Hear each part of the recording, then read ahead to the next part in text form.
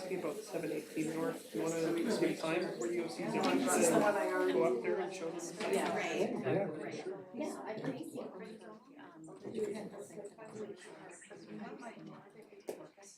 Yeah. Okay. For sure. I can send you that week of the DP in progress being reviewed right now. With this print.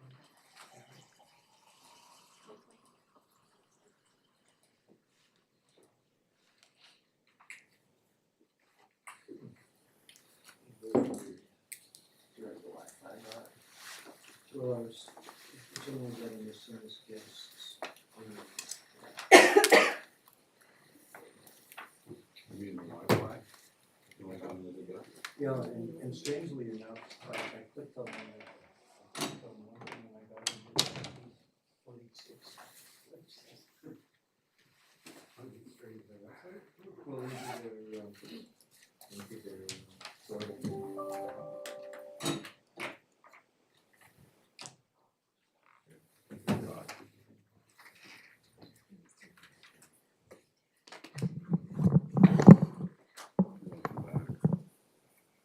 I will call this Town of Gibsons Committee of the Whole meeting of January 9th, 2024 to order. We're meeting on the traditional territories of the Squamish Nation. First, we need to approve the agenda. Moved by Councillor DeAndrade, seconded by Councillor Kroll. I think that it's straightforward today. All those in favor? Motion carries. And we have a delegation from City State Development regarding rezoning plans on 1118 Sunshine Coast Highway. So, welcome, Aidan.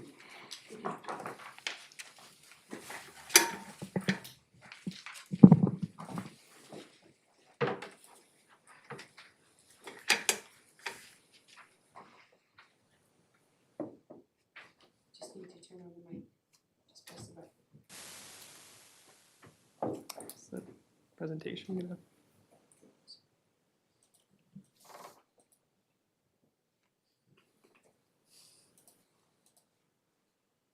Great, thank you. Good evening, Mayor and Council. My name's Aidan Shirley. I'm a Principal and Development Manager with City State Consulting Group. We're here today with the owners of the property to introduce their intention to develop a master plan for 1118 and 1150 Sunshine Coast Highway. The 15-acre site is surrounded by Gibsons Park Plaza to the east, mixed commercial uses to the south on the south side of the highway, and ALR lands to the north and west. The Gibsons town boundary also borders the site on the west side.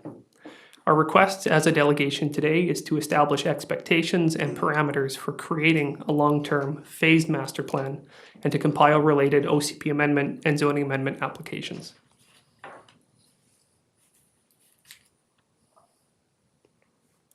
The site is comprised of a semi-developed 5-acre industrial lot on the east side and an undeveloped 10-acre lot on the west side. The industrial lot adjacent to Gibsons Park Plaza is underutilized and holds potential for the creation of diverse, well-paying jobs. The western lot is undeveloped, but mostly cleared with some newer undergrowth. And a ditch more or less straddles the property line between the two lots.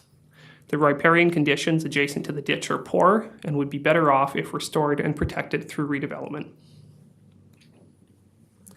We worked with the owners to visualize what a highest and best use could look like on this site. The example shown is only intended to help visualize spatial density and possible uses.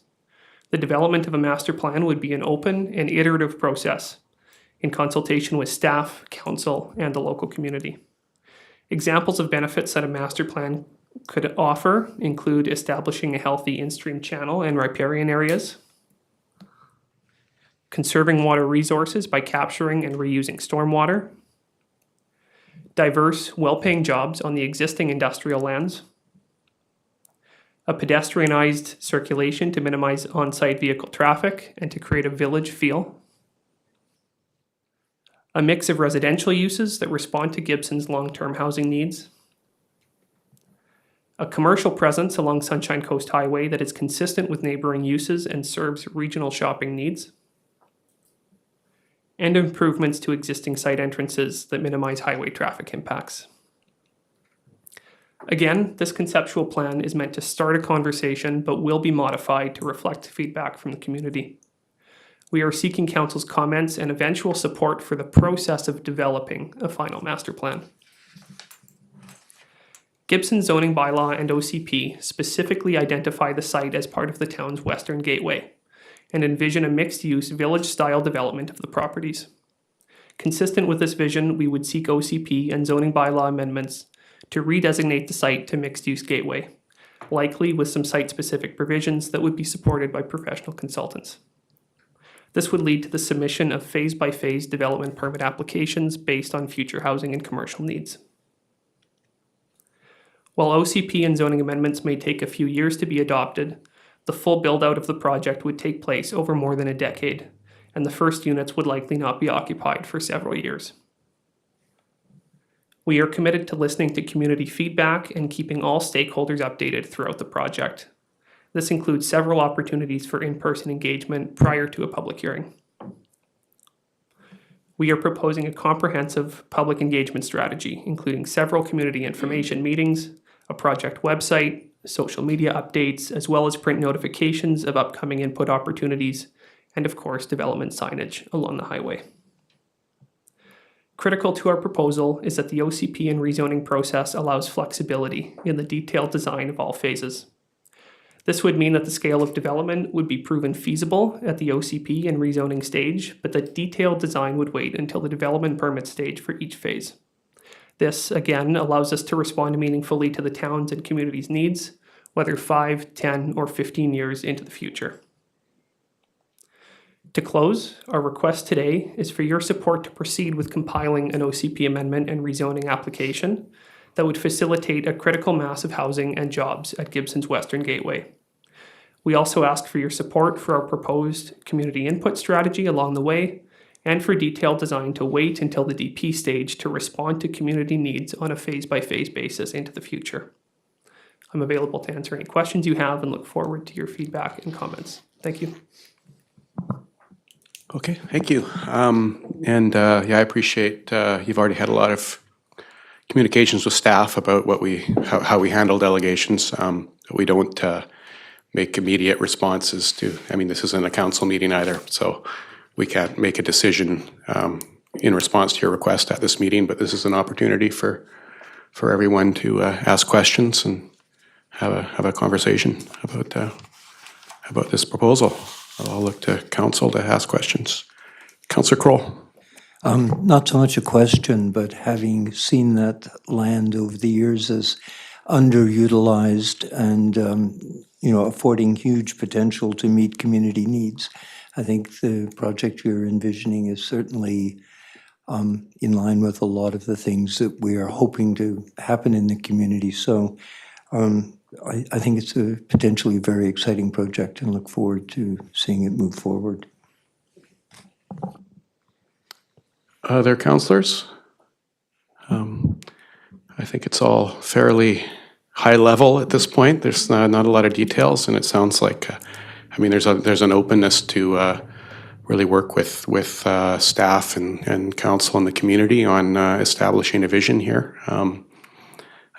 Something that I've said before, and I'll put out again about our housing needs is that we really strongly need rentals in the town of Gibsons, and we've got that in our strategic plan, and that's something we're really looking for in any development proposal that's asking for any changes from us in terms of rezoning or variances or issues like that. And I mean, it's something that everyone's very familiar with these days because the provincial government's pushing the same thing province-wide. So I'll make that comment again. And I see Councillor DeAndrade has a... Thank you, Mayor. Thank you for the presentation. As Mayor spoke, it's very high level. When is the plan to bring something to council, or at least a more detailed vision? Thank you for the question. Through the chair, we do have some plans and reports for the site at this stage. For example, we have a water course assessment that supports a certain setback from either side of the stream if it was realigned. We have a traffic impact assessment, although it's a few years old, it would need to be updated. So we have some of the pieces in place. Other pieces would still need to be completed. So we're looking at least a few months probably to put all the pieces together for a full OCP amendment and rezoning application. Once it's submitted, obviously there's a staff review and a referral process. So I wouldn't anticipate anything coming to council initially or even to committee of the whole probably until maybe late spring, but that's only a guess. Sir Kroll. Just with respect to the stream, Harnick Holdings, when they developed the property across the street from you, when they put in the storage lockers, did quite an extensive study on the stream. So you might want to reach out to them to possibly share what knowledge they gleaned at the time of their development. Thanks, and I'll look to staff too, just on some questions about next steps too. This isn't, I mean, there's not an application in with us. This is a request for support for a master plan, which is a bit different. It's not something I don't think has come to me in my time on council before, so I'll just look to staff to maybe clarify what the next steps would be. Okay, thank you, Mayor. Yeah, we don't have an application in front of us at this point, so this is very much a temperature check on what council's thoughts are on their full vision. We will have to work closely with them when we get an application to figure out what parts of the OCP need to be amended, how we're going to draft the zone, what the zone's going to look like, and then we'll have to get into the details of what's rental, what's a CAC offer, all that kind of stuff. So we don't have any of it. So this is just, once we get the application, we'll be working closely with them and then we'll bring the proposal to council. Yeah, that's where I'm kind of unfamiliar with the master plan process. Does a master plan happen prior to a development application then, or is that really part of a? It's a name. It's kind of like Gospel Rock, so that was a master plan as well. It's still a rezoning. It's still an OCP amendment. The process is still the same.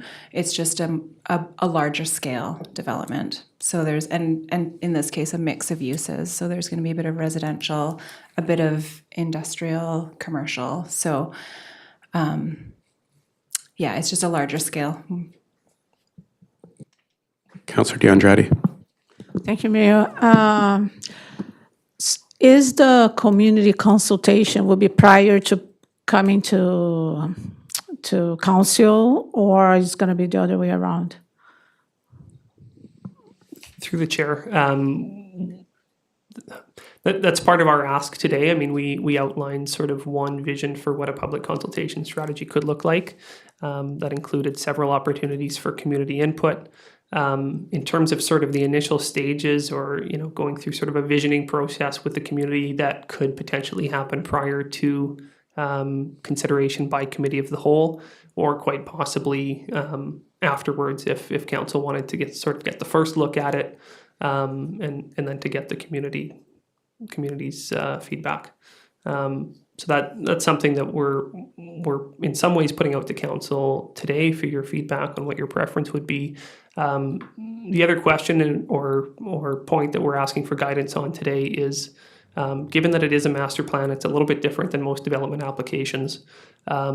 Consideration of the level of detail that we would go into that council would want to see at the OCP and rezoning stage.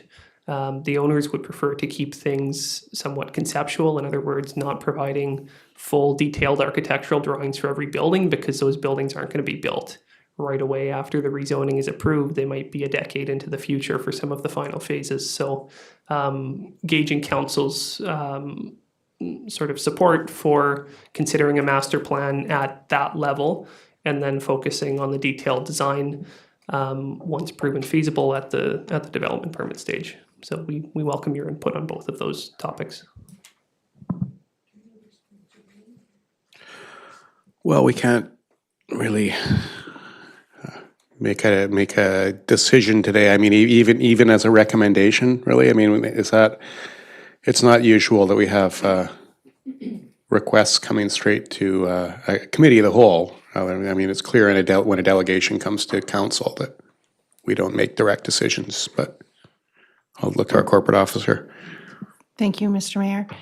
No, we do not make decisions at the time the delegation is presented, but it would return to council at a later date for you after you've had a chance to give this some sober second thought. Thank you. Councillor Lumley. I wanted just to reiterate that obviously his questions about public engagement and Councillor DeAndre's question, you had your public engagement on your graph up there.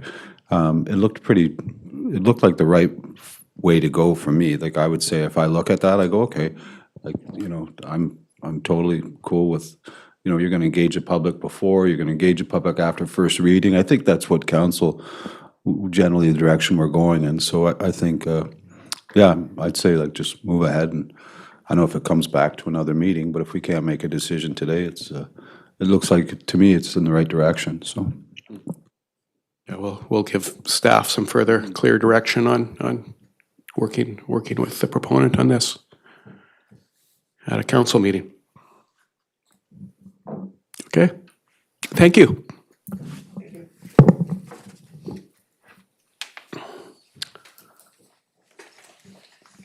And next we have another planning item under reports, Director of Planning with a verbal update on the Complete Communities Grant. Thank you, Mayor. So this is a grant that UBCM has put out, and it's for up to $150,000, and it's 100% grant funded, so we don't have to match it with anything.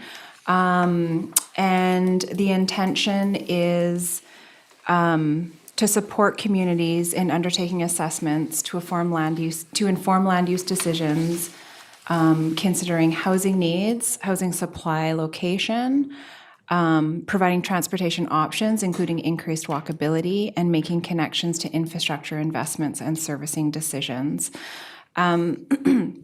So the whole program is about making evidence-based land use planning decisions through assessment of what's happening in the community currently, how complete the community is, and analyzing basically what the opportunities and challenges are. And then out of it, we're supposed to create an implementation plan for how we can make our community more complete.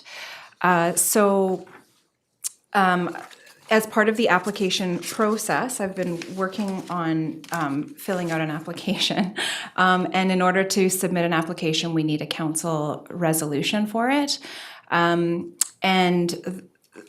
So this is, although it's committee, we have to apply by January 12th. So we've got a short timeline to get this application in.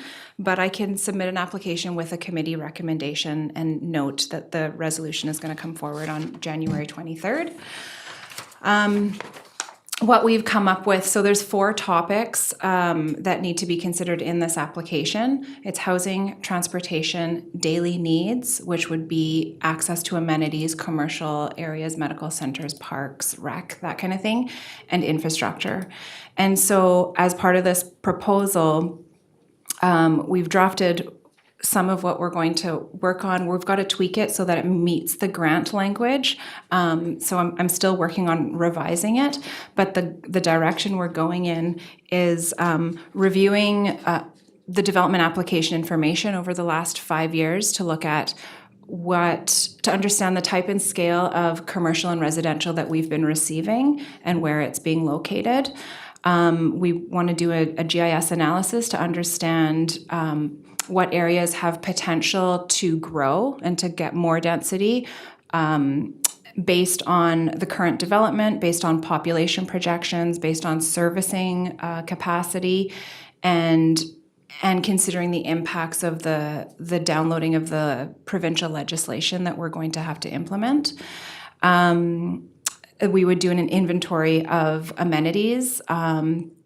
We would collect data on identifying the gaps and deficiencies for modes of transportation. So how are people moving to access their daily needs to their employment centers, schools, amenities, rec facilities, do an evaluation of the transportation and transit network, evaluate pedestrian accessibility in steep and coastal areas, so upper to lower Gibsons, and then evaluate, do an evaluation to identify areas with greatest auto dependency, so vehicle dependency, in order to understand the impact of streetscapes, parking, that kind of thing, and also where amenities are concentrated. And then we can also look at the impact of commuter traffic to the town of Gibson. So we can look at cell phone data and collect where, like, how many people are actually coming into Gibsons, going through Gibsons, that kind of thing, and how to accommodate commuters. There is an engagement component, so we can do some community engagement with this funding, and we can also perform scenarios. So we can look at different scenarios on for building out Gibsons, basically looking at servicing capacity, looking at growth, looking at transportation.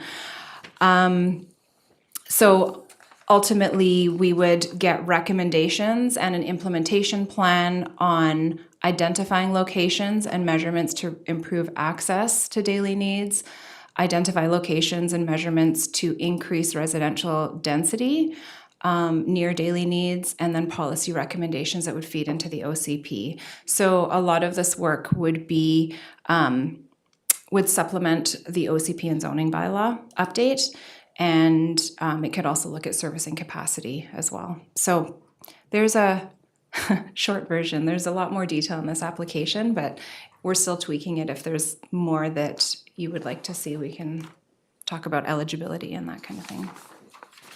Okay, I hear a lot about transportation, and parking connects to that. Yes. Is parking a strong piece of this? Because that's always a topic, and I don't, or is that elsewhere in the OCP? So parking, yeah, good question. So we initially had develop a parking study as part of our application, and we got some feedback to say that we wouldn't be eligible for the funding if we put that right in. So we've had to tweak the language to say evaluate areas with greatest auto dependency. So we're basically trying to make it match the grant language, and we can't say parking in the actual application because this assessment is this grant is focused on collecting and evaluating data and then doing an assessment and coming out, like the outcome could be do a parking study, but we can't come up with the outcomes as part of the application. Yeah, but so I some of the data we collect is where people are going and where cars are parking. I agree. Sorry, I used the word parking, but yeah. I know, yeah. Okay. It's hard. We're trying to tweak it so that we can get the money. And when we had parking in there, our feedback was to change it. Councillor Thompson. And am I correct, when I was going through it, that it's a 1-year completion from date of approval? So is that right? And would that change, having that short time frame of 1 year, if that is correct? Does that change the Honestly, goals? I have not. It doesn't change the goals because we would want to do it as soon as possible because we've already got the RFP for the OCP out. So this work would supplement that OCP work. So I'd have to look at the timeline to complete it, but our goal is to get it done before 2025. Fast anyway, yeah. Great, thanks. Yeah. Councillor Kroll. Thank you, Mayor White. Certainly in support of getting the funding, and I don't know whether I missed it in here. It looks like a great project with what you're trying to accomplish, and it aligns with what we're trying to do and getting a better grasp in the redoing the OCP. Can the funding be used for staff, like for wages? I didn't. Is this looks ostensibly like a project that you could, it's like a university thesis exercise of bringing all these components together and generating almost a thesis or, in brackets, a report. But ideally, if it can be, because you've got all these other balls in the air and deadlines that you're trying to meet, this is a huge workload. I certainly support it from the point of view of how important it could be, but do we have the capacity to be able to deal with it with all the other stuff you've got on your plate? And I think that leads to Councillor Thompson's comment about a timeline. Where's the goalpost and how soon do you have to be there? Presumably, the funding would be to hire a consultant to do the work. That's correct. So yeah, the intent would be to hire a consultant to do the work. It does say there's some incremental applicant staff and administration costs. So it looks like some of it is eligible for that, but the intention is to hire a consultant. Councillor D'Andretti? Thank you. I was concerned with the deadline as well because our urban forest plan supposedly will be ready around springtime. And the thing is, every time we densify, we compromise tree canopy. So I think it's very important that the projects are aligned because obviously we can, in one way, the urban forest plan can say something that we need to attain. And at least my understanding is over 30%, and we are at 23%, I guess, perhaps even less. But I think ideally even closer to 40%, but as we densify. So I think it's very important because the moment we provide this data to the province, it's almost a compromise we have to make. So I hope we don't submit anything before having an understanding of our goals with the urban forest plan, and if this will be possible. Councillor Lumley? Yeah, through the mayor. To be honest, sometimes I look at these things and I have a little bit of, I guess, cynicism to these reports and grants and getting all this information and hiring consultants and just of the fact of what are we going to do with this information after? I guess if it can help with the OCP, but the main thing I saw when I read this was that transportation's on the top of the list, and you know what? If we can somehow use this, or I don't know, this more ammunition for the SCRD to actually, move forward with a better transportation in the town of Gibsons. So I don't know. I mean, it's one thing to do. It's one thing to do like these things, but we're also coordinating everything on the Sunshine Coast with our neighboring communities and stuff. And clearly, for me, I don't think getting another study to. I mean, if it can be used, I don't know if I'm saying this, but if we can actually use this as ammunition to say, listen, hey, this our transportation system is not serving us well. And it doubles with parking and stuff like that, but the transportation one's the key for me. Anyway, that's what I thought. Yeah, just clarification, the SCRD and BC Transit, it's like 50-50, so. Yeah. Councillor Kroll? Thank you, Mayor White. Do you know, because I noticed in the documentation that regions can apply for up to $500,000 in funding. So has the regional district applied? Are you aware of that? And the district is through the chair. Sorry. Yeah. I can say they're still talking about it. I think we know that much, but they don't have an actual project they're applying for. A district of Seychelle's applying for sure. I saw that on their agenda recently. But do we have any more detail about the SCRDs? I think I'm up to date on that. Yeah.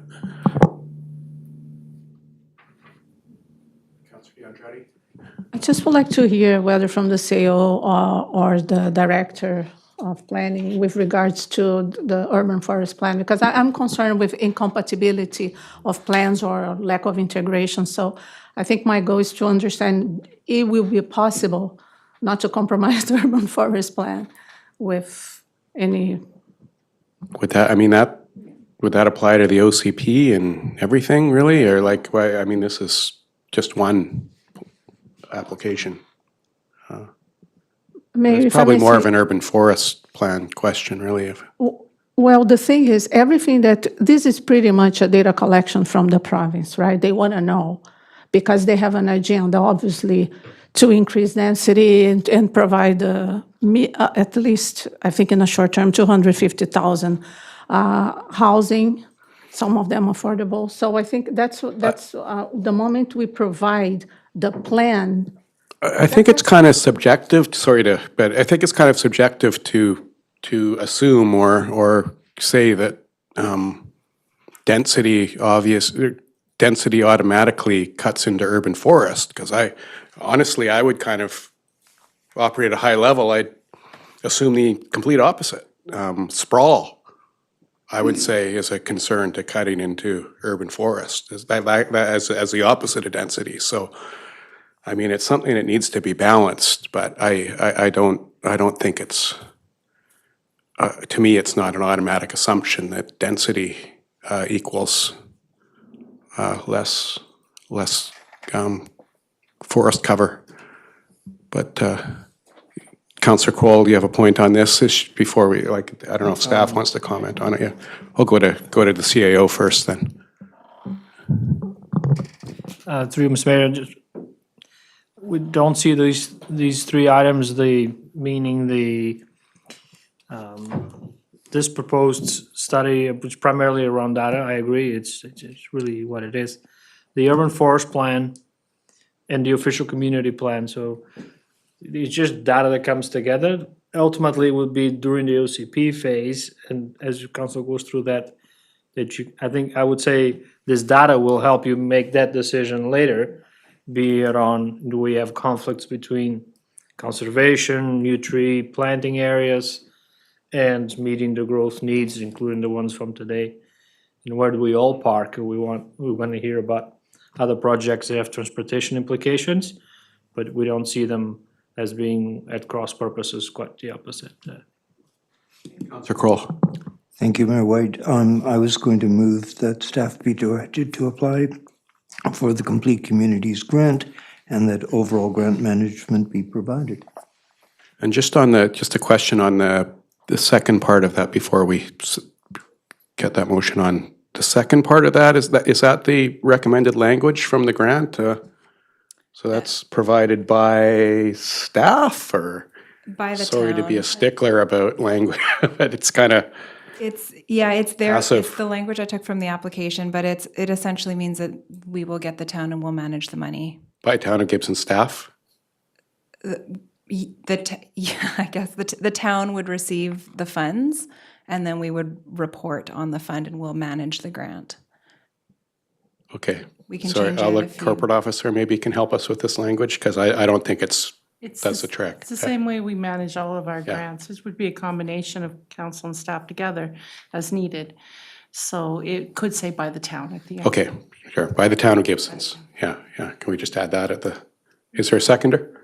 Seconded by Councillor Thompson. Any other discussion on the motion? All those in favor?